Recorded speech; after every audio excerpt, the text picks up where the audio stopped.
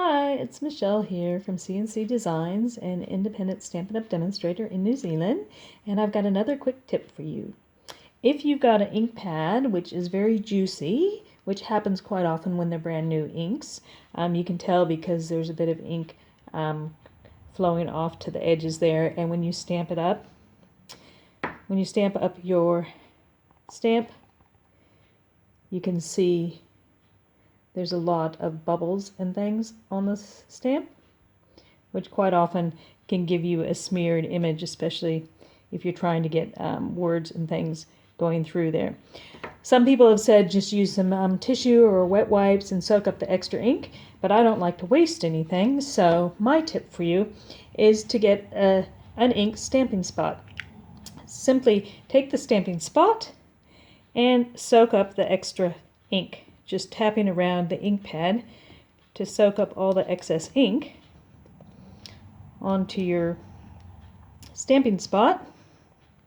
And that way you're not wasting your ink. You're making your ink pad less juicy, and you're also creating a nice small ink spot for you, which is quite useful if you're using the Stamparatus, or if you want to take them on holidays and not take your entire ink pad. Plus you could share with others. So once you have that stamped up, sucked off all the excess ink from your main pad, and then you have a nice small pad which you can simply use to stamp up, not bubbly anymore, and then nice clear image. But make sure that you actually label your ink spot so you know which color that is. So simply I put a label on the top so I can see quickly what I've got, as well as one on the bottom, because once you take the top off you might not know what color you're dealing with. And that was lovely lipstick.